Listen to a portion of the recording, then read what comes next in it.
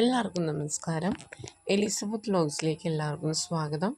നമ്മളിന്നൊരു പനീർ റെസിപ്പിയാണ് ഇവിടെ ചെയ്യാനായിട്ട് പോകുന്നത്.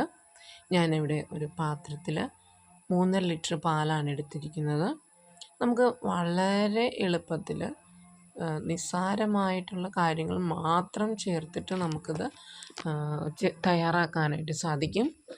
നമുക്ക് പാലിനകത്തേക്ക് വളരെ കുറച്ച് വിനാഗിരി മാത്രം ചേർത്തിട്ടാണ് നമ്മൾ ഈ പനീർ തയ്യാറാക്കുന്നത്.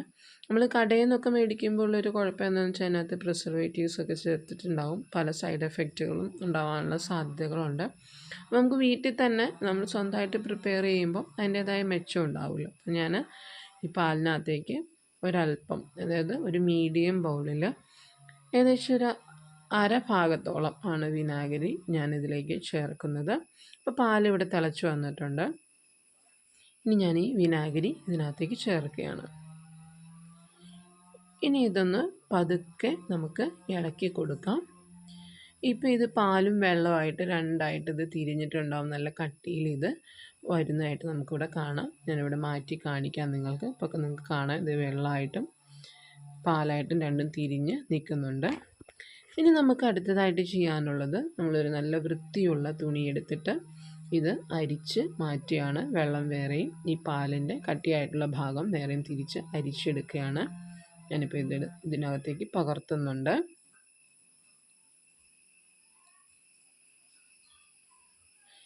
ഇനി ഇത് മൊത്തത്തിൽ അരിച്ചെടുത്തതിന് ശേഷം നമ്മൾ ഈ തുണിക്കകത്ത് വെച്ച് ഇതിനെ ഒന്ന് പിഴിഞ്ഞെടുക്കുന്നുണ്ട്. നന്നായി പിഴിഞ്ഞ് കഴിയുമ്പോൾ ഇതിൻ്റെ വെള്ളം മൊത്തം പോകും.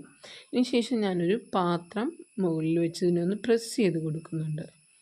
നല്ല ഷേപ്പിൽ വരാനും ഉറച്ചിരിക്കാനും വേണ്ടിയിട്ടാണ് ഞാനിനി പാത്രത്തിൻ്റെ മുകളിൽ ഒരു വെയിറ്റ് വെക്കുന്നുണ്ട്.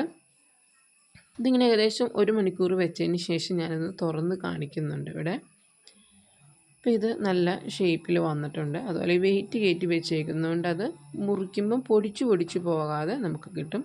അപ്പോൾ ഇതാണ് ഇതിൻ്റെ ഒരു ഷേപ്പിൽ നമുക്ക് കിട്ടിയിരിക്കുന്നത്. ഇത് നമുക്കൊന്ന് കട്ട് ചെയ്ത് കാണാം. അപ്പം നിങ്ങളും ഒന്ന് ട്രൈ ചെയ്ത് നോക്കണം. വീട്ടിൽ തന്നെ നല്ല അടിപൊളി പനീർ നമുക്ക് സ്വന്തമായി തന്നെ ചെയ്തെടുക്കാം.